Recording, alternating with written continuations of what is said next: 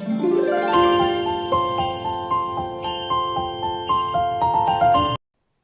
friends, welcome to ANBIL SAHITYA education channel. In the channel TRB, TET exam, UGC NET exam, SLET exam, college examination அனைத்து விதமான updates வரக்கூடிய சேனலுங்க. Keep watching and keep supporting. Hi friends, this is Sumathi Ravichandran. Teachers Recruitment Board வந்து TNTET exam 2022ல notification கொடுத்துருந்தாங்க. அதற்கான examination ஜனவரி மாதம் வர 31ஆம் தேதியில் தொடங்கி பிப்ரவரி மாதம் 12ஆம் தேதி வரைக்கும் நடைபெறும் அப்படிங்கிறத சொல்லியிருக்காங்க. இது குறிப்பாக ஆன்லைன் மூலமாக தான் கம்ப்யூட்டர் பேஸ்ட் எக்ஸாமினேஷனாக தான் கண்டக்ட் பண்ண போகிறாங்க. ஆக மொத்தம் ஒரு 13 நாட்கள் வந்து இந்த தேர்வு நடைபெற போகுதுங்க. சரி, இன்றைக்கி வந்து பார்த்திங்கன்னா ஜனவரி மாதம் 10ஆம் தேதி. ஸோ இந்த தேர்வுக்கு இன்னும் நாட்கள் அப்படின்னு பார்த்தீங்கன்னா எக்ஸாக்டாக இன்னும் 20 டேஸ் தான் இருக்குது.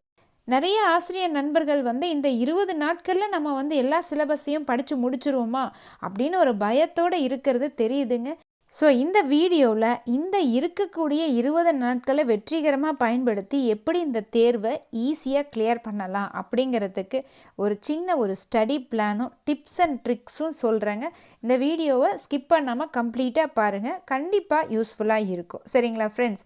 அதாவதுங்க, உங்களுக்கு தெரியும் இந்த எக்ஸாமினேஷனில் வந்து 150 மார்க்கு சொல்லியிருக்காங்க. சைல்டு டெவலப்மெண்ட் அண்ட் பெடகாகி இது 30 மார்க்கு. அதுக்கப்புறம் language Tamil, Telugu, Malayalam, Kannada, Urdu. Maximum people வந்து தமிழ் சப்ஜெக்ட் தான் எடுத்து எழுதுவீங்க. ஸோ அதுக்கான மார்க்ஸ் அப்படின்னு பார்த்தீங்கன்னா 30 மார்க்ஸுங்க. லாங்குவேஜ் செகண்ட், அதாவது இங்கிலீஷ் சொல்லியிருக்கோம். இது கம்பல்சரி எல்லாத்துக்கும் இங்கிலீஷ் தான். ஸோ இதில் 30 கேள்விகளுங்க.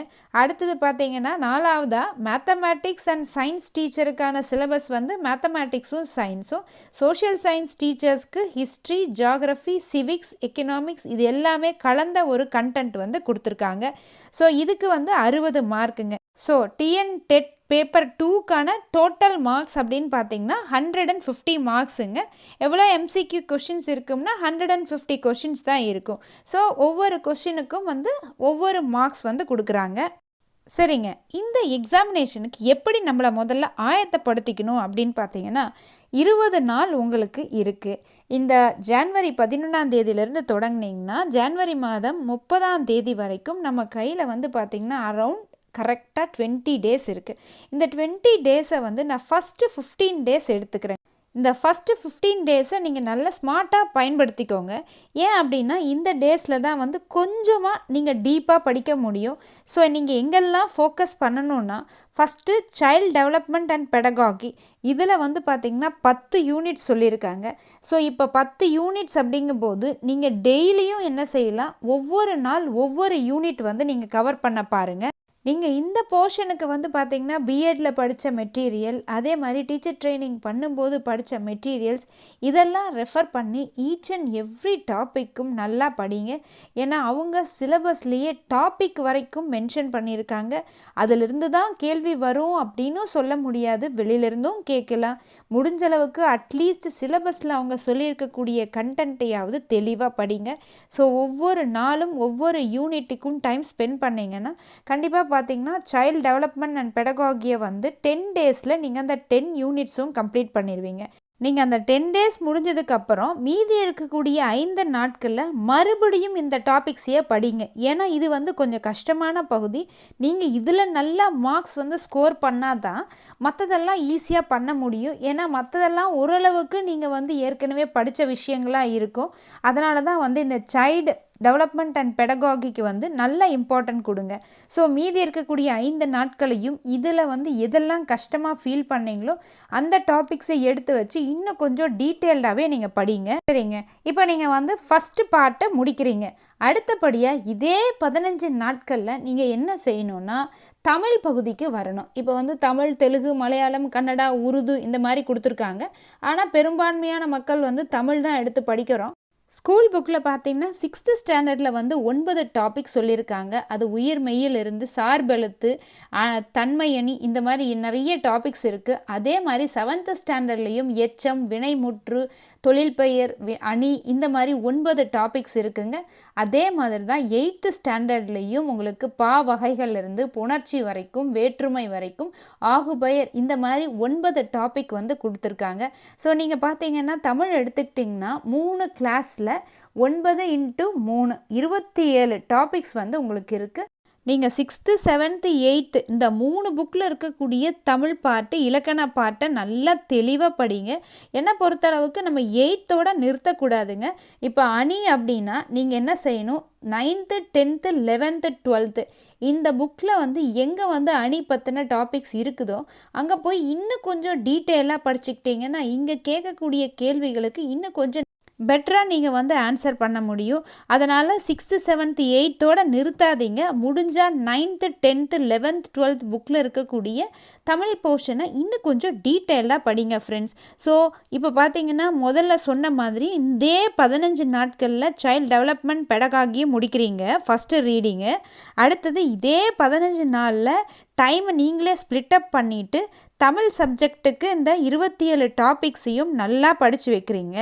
அதுக்கப்புறம் இதே 15 நாளில் இங்கிலீஷில் பார்த்தீங்கன்னா உங்களுக்கு வந்து ஒவ்வொரு கிளாஸ்லையும் 88 டாபிக்ஸ் வந்து கொடுத்துருக்காங்க. ஸோ அதே மாதிரி இங்கேயும் பார்த்தீங்கன்னா இங்கிலீஷில் வந்து 24 டாபிக் வந்து வருது. அதாவது நம்ம ரீடிங்லேருந்து லிசனிங், ரைட்டிங், காம்ப்ரிஹென்சிவ், இந்த மாதிரி நிறைய டாபிக்ஸு வந்து கொடுத்துருக்காங்க. ஸோ அப்போ நீங்கள் இங்கேயும் வந்து தமிழ் புக்கு படிக்கிற மாதிரி இங்கிலீஷ் புக்கையும் படிங்க. முடிஞ்சால் என்ன செய்யுங்க, சில 9th ஸ்டாண்டர்ட் 10th ஸ்டாண்டர்ட் புக்கில், இங்கிலீஷ் புக்கில் இந்த மாதிரி என்னென்ன டாபிக்ஸ்லாம் டச் பண்ணியிருக்காங்க, அதை நம்ம டீட்டெயிலாக படிக்க வாய்ப்பு இருக்குமா அப்படின்னு பார்த்துட்டு so 9th and 10th English புக்ஸையும் கொஞ்சம் வாசித்து பாருங்கள், சரிங்களா? ஏன்னா நிறைய பேர் இங்கிலீஷை டிஃபிகல்ட்டாக ஃபீல் பண்ணுவீங்க, தமிழ் அப்படிங்கிறது கூட பரவாயில்லாமல் இருக்கும். ஸோ நீங்கள் இங்கேயும் மார்க் வந்து இன்க்ரீஸ் பண்ணணும்னா அதுக்கும் கொஞ்சம் 9th 10th 11th 12th இருக்கக்கூடிய புக்ஸில் இருக்கக்கூடிய contents, grammar part, reading comprehension, writing, இந்த லிசனிங் எல்லா டாபிக்ஸையும் நல்லாவே ரெஃபர் பண்ணி பாருங்கள். வொக்காபுலரி இருக்குங்க, கிராமர் இருக்குது, ரைட்டிங் இருக்குது, லிட்ரரி அப்ரிஷியேஷன் இருக்குங்க, சப்ளிமெண்ட்ரி ரீடர் வச்சுருக்காங்க. ஸோ இவ்வளோ கண்டென்ட்டையும் நீங்கள் கம்பல்சரி இங்கிலீஷ் பார்ட்டில் எல்லாருமே படித்து தான் ஆகணும். ஸோ நீங்கள் இதுக்கு வந்து சிரமம் பார்க்காதீங்க. கொஞ்சம் என்ன பண்ணுங்கள், 6th to 10th or 12th புக்ஸை ரிப்பீட்டடாக வந்து இந்த டாப்பிக்கை எடுத்து வச்சுக்கிட்டு அதை ரெஃபர் பண்ணி எங்கெங்கெல்லாம் கண்டென்ட் இருக்குதுன்னு பார்த்துட்டு நீங்கள் தெளிவாக படிச்சிருங்க, சரிங்களா? இப்போ இதுக்கும் நீங்கள் பயன்படுத்த வேண்டிய நாட்கள் 15 நாட்களில் தான் ஃபஸ்ட்டு ரீடிங் எல்லாத்தையும் படித்து முடிக்கிறீங்க. இதே அந்த 15 நாட்களில் உங்களுக்கு சயின்ஸா சோஷியல் சயின்ஸா அப்படிங்கிறது தெரியும். நீங்கள் என்ன தேர்வு எழுத போகிறீங்கன்னு தெரியும். நீங்கள் சயின்ஸு மேத்தமேட்டிக்ஸாக இருந்தால் அதுக்குரிய சிலபஸை வாசிக்கணும். சோஷியல் சயின்ஸாக இருந்தால் ஹிஸ்ட்ரி, ஜியாகிரஃபி, சிவிக்ஸ், எக்கனாமிக்ஸ் உடைய சிலபஸை நீங்கள் வாசிக்கணும். அந்த சிலபஸ்லேயே அவங்க மென்ஷன் பண்ணியிருக்கிறது 6th ஸ்டாண்டர்ட்லேருந்து 8th ஸ்டாண்டர்டில் இருக்கக்கூடிய சயின்ஸையும் சோஷியல் சயின்ஸ் பார்ட்டையும் தான் வந்து சிலபஸில் மென்ஷன் பண்ணியிருக்காங்க. ஆனால் கொஸ்டினில் வந்து இது மட்டுமே கேட்பாங்கன்னெலாம் கண்டிப்பாக சொல்ல முடியாதுங்க. ஏன்னா பிஜிடிஆர்பி தேர்வுக்கே பார்த்தீங்கன்னா அவங்க அடுத்த லெவல்லேருந்து தான் கொஸ்டின் கேட்டாங்க. ஸ்கூல் புக்ஸோடு அவங்க நிறுத்தலை. அதாவது நம்ம யூஜி பிஜியில் என்ன படிச்சிருப்போமோ அதில் இருந்தெல்லாம் நிறைய கொஸ்டின்ஸ் கேட்டிருந்தாங்க. ஸோ இந்த தேர்வுக்கும் நீங்கள் வந்து அடுத்த லெவலில் ப்ரிப்பேர் ஆனீங்கன்னா இன்னும் கொஞ்சம் பெனிஃபிட்டாக இருக்கும். இப்போ ஃபார் எக்ஸாம்பிள் நீங்கள் இந்தியன் ஜியாகிரஃபியோ இல்லை சோலார் சிஸ்டமோ படிக்கிறீங்கன்னா இப்போ 6th ஸ்டாண்டர்ட் புக்கில் ஒரு விஷயம் இருக்குதுன்னா அதே விஷயத்தை 12th ஸ்டாண்டர்ட் புக்லேயோ இல்லை 11th ஸ்டாண்டர்ட் புக்லேயோ நல்லா டீட்டெயில்டாக அனலைஸ் பண்ணி போட்டிருப்பாங்க. ஸோ அப்போ என்ன செய்யணும், அந்த டாபிக் இந்த புக்கில் இருக்குது, அந்த புக்கில் ஃபஸ்ட்டு கண்டுபிடிச்சிட்டு அந்த டாபிக் படிக்கும்போது இதில் இருக்கிறதையும் படித்து முடிச்சிருங்க. நீங்கள் 11th and 12th இருக்கக்கூடிய டாப்பிக்கையும் படித்து முடிச்சிருங்க. ஸோ நமக்கு தேவை சிலபஸில் இருக்கக்கூடிய டாப்பிக்கை கவர் பண்ணணும், சரிங்களா? அது 6th புக்கில் ரொம்ப கம்மியான இன்ஃபர்மேஷன் தான் இருக்கும். அது நம்ம தேர்வுக்கு பத்தாது. ஸோ இன்னும் கொஞ்சம் பெட்டராக நீங்கள் யோசிச்சு 6th to 12th வரைக்கும் இருக்கக்கூடிய கண்டென்ட்டையே வாசிச்சிருங்க, சரிங்களா? இப்போ மேத்தமேட்டிக்ஸ் அப்படின்னு பார்த்தீங்கன்னா 7 டாபிக்ஸ் வந்து அவங்க கொடுத்துருக்காங்க. இதே வந்து பார்த்தீங்கன்னா சயின்ஸ் எடுத்துக்கிட்டோம்னா ஃபிசிக்ஸில் 5 லெசன்ஸ் இருக்குது, கெமிஸ்ட்ரியில் 5, பயாலஜியில் 7 இருக்குது. இதே மாதிரி பார்த்தீங்கன்னா ஒவ்வொரு செக்ஷன்ஸுக்கும் கொடுத்துருக்காங்க. அதாவது 6th 7th 8th நீங்கள் வந்து சயின்ஸோ மேத்தமேட்டிக்ஸ் இந்த இதில் எதை படிக்கிறதா இருந்தாலும் சரி, சோஷியல் சயின்ஸ் படிக்கிறதா இருந்தாலும் சரி, கண்டென்ட் என்னவோ வாஸ்ட்டாக இருக்குது. அதனால் இந்த நேரத்தில் நீங்கள் பயப்பட வேண்டாம், கான்ஃபிடெண்ட்டாக இருங்க. நான் சொன்ன மாதிரி முதல் 15 தேதியில் இந்த subject science or mathematics or social science எது நீங்கள் எடுத்து படிக்கிறீங்களோ அந்த கண்டென்ட்டையும் ஃபாஸ்ட்டாக ரீடிங் கொடுங்க. இங்கே வந்து நிறுத்தி நிதானமாக படிக்கிறதுக்கோ நோட்ஸ் எடுக்கிறதுக்கோ கூட டைம் கிடையாது. மொத்தமாகவே 15 நாளில் தான் அத்தனையும் நம்ம ஒரு ரீடிங் வந்து படித்து முடிக்கணும். வெறித்தனமாக உட்காந்து படிங்க, ஆப்ஷனே கிடையாது. சரிங்களா? ஏன்னா வந்து பார்த்திங்கன்னா ரொம்ப வருடங்களுக்கு அப்புறம் வந்திருக்கு. ஸோ நிறைய பேர் இதுக்கு ஏற்கனவே தயாராகிட்டு இருப்பாங்க. ஏற்கனவே தயாரானவங்களுக்கு இது கொஞ்சம் ஈஸியாக தான் இருக்கும். சரிங்களா?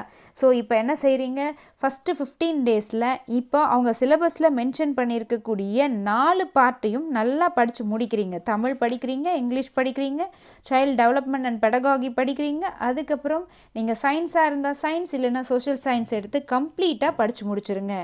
இப்போ நம்மக்கிட்ட இருக்கக்கூடிய மொத்த 20 நாட்களில் 15 நாட்கள் முடிஞ்சு போச்சுங்க. சரிங்களா?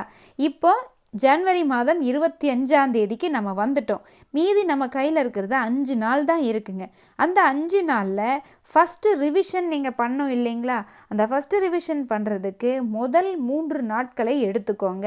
ஸோ அப்போ 3 நாள் எடுத்துக்கிட்டிங்கன்னா என்ன செய்யலாம்? இந்த 3 நாட்களில் இந்த 15 நாளில் என்ன படிச்சிங்களோ அதை ஃபாஸ்ட்டாக நீங்கள் என்ன பண்ணணும், ரிவிஷன் பண்ணணும். ஃபாஸ்ட்டாக ரிவிஷன் பண்ணும்போது எங்கெல்லாம் டச் பண்ணுறீங்க, child development and pedagogy compulsory, Tamil compulsory, English and science, social science. So இந்த கண்டென்ட்டை நாளையும் எவ்வளோ ஃபாஸ்ட்டாக டைம் அலோகேட் பண்ணி ஃபஸ்ட்டு ரிவிஷன் உங்களால் கொடுக்க முடியுமோ மறக்காமல் ஃபஸ்ட் ரிவிஷன் ஃபாஸ்ட்டாக கொடுங்க. நீங்கள் ஏற்கனவே நோட்ஸ் எல்லாம் எடுத்து வச்சு படிச்சிருந்தீங்கன்னா அந்த நோட்ஸ் எல்லாம் இப்போ யூஸ் பண்ணுங்கள். இப்போ மேக்ஸ் அப்படின்னா நிறைய விஷயங்கள் நீங்கள் போட்டு பார்க்கணும். சயின்ஸ் சப்ஜெக்டில் சயின்டிஸ்ட்டையும் டிசீஸையும் ஞாபகம் வச்சுக்கணுங்க. அதே மாதிரி இன்வென்ஷன் ஞாபகம் வச்சுக்கணும். சோஷியல் சயின்ஸ் டீச்சர்ஸாக இருந்ததுன்னா ஹிஸ்ட்ரியில் நிறைய வார்ஸ் நீங்கள் படிக்கணும்.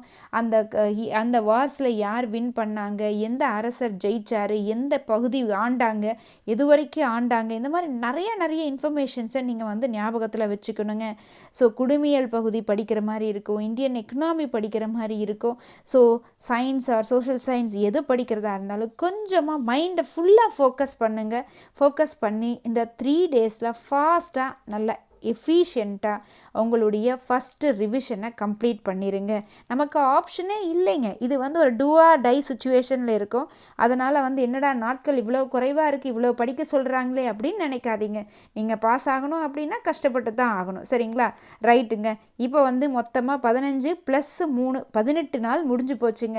இப்போ தேர்வுக்கு இன்னும் 2 நாள் தாங்க இருக்குது. ஸோ கடைசி 2 நாட்கள் என்ன செய்யலாம், மறுபடியும் செகண்ட் ரிவிஷன் கொடுக்கணும். செகண்ட் ரிவிஷன் நீங்கள் கொடுத்தா தான் உங்களுக்கு படித்த விஷயங்கள் ஞாபகத்துக்கு வரும். தேர்வில் போய் எழுத உக்காந்திங்கன்னா கம்ப்யூட்டர் முன்னாடி ஆப்ஷன்ஸ் கொடுத்துருந்தா கூட எது சரி எது தப்புன்னு கன்ஃபியூஸ் ஆயிடுவீங்க. உங்களுக்கு நேரம் இருக்கும்போது ஏற்கனவே நடந்த டெட் பேப்பர் 2க்கான மாடல் கொஷின் பேப்பர்ஸ் இருந்ததுன்னா அதை நல்லாவே அனலைஸ் பண்ணி பாருங்கள். அதே நேரத்தில் ஒவ்வொரு ஸ்கூல் புக்கிலும் இருக்கக்கூடிய புக் பேக் கொஷின்ஸை நல்ல ஆன்சர் கண்டுபிடிச்சி அதையும் ஒர்க் அவுட் பண்ணி பாருங்கள். ஏன்னா சில கேள்விகள் இதிலிருந்து வரதுக்கு வாய்ப்புகள் அதிகமாக இருக்குங்க. ஸோ எல்லாமே 1 மார்க் அப்படிங்கிறனால நீங்கள் ஒரு பேஜில் இருக்கக்கூடிய கண்டென்ட்டில் முக்கியமானதெல்லாம் வேகமாக அண்டர்லைன் பண்ணிகிட்டே போங்க. அப்போ தான் நீங்கள் ஃபஸ்ட் ரிவிஷன் செகண்ட் ரிவிஷன் நீங்கள் பண்ணும்போது எதை அண்டர்லைன் பண்ணிங்களோ அந்த விஷயங்கள் மட்டும் நீங்கள் படித்தா போதுமானவை.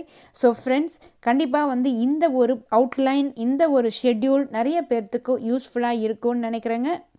கான்ஃபிடென்ட்டோட படிங்க. ஏற்கனவே படித்த விஷயங்களை தான் திரும்ப படிக்க போகிறீங்க. ஆனால் எக்ஸாம் அப்படிங்கிறது ஒரு விஷயத்த மைண்டில் வச்சுட்டு படிக்க போகிறீங்க. எல்லாத்துக்கிட்டையும் இந்த நேரத்தில் இருக்க வேண்டியது செல்ஃப் கான்ஃபிடென்ட்டுங்க. இப்போ பொங்கல் ஹாலிடேஸ் வரப்போகுது. இந்த ஹாலிடேஸை ஒரு நாள் கூட வேஸ்ட் பண்ணாதீங்க. எவ்வளோ நேரம் உங்களால் படிக்க முடியும் அவ்வளோ நேரம் உட்காந்து ப்ரிப்பேர் பண்ணுங்கள். எக்ஸாமுக்கான ஹால் டிக்கெட் வந்து ஜான்வரி 3rd வீக்கில் வந்து அப்லோட் பண்ணுவோம் அப்படின்னு சொல்லியிருக்காங்க. ஸோ நீங்கள் மறக்காமல் டிஆர்பி வெப்சைட்டை ரொம்ப ஃப்ரீக்வெண்ட்டாக விசிட் பண்ணுங்கள். ரொம்ப பாசிட்டிவாக திங்க் பண்ணுங்கள், பாசிட்டிவாகவும் இருங்க. மீன்வைல் பார்த்தீங்கன்னா உங்களுடைய இந்த லாஸ்ட் 20 days ப்ரிப்பரேஷன் ரொம்ப ரொம்ப எஃபெக்டிவாக இருந்துச்சுன்னா உங்களுக்கு ஷியராக சக்ஸஸ் அப்படிங்கிறது கிடைக்குங்க. அன்பில் சாகித்யா சேனலை மறக்காமல் சப்ஸ்கிரைப் பண்ணி வீடியோ பாருங்கள். உங்களுடைய லைக்ஸையும் கமெண்ட்ஸையும் மறக்காமல் ரெஜிஸ்டர் பண்ணுங்கள் ஃப்ரெண்ட்ஸ். தேங்க்யூ.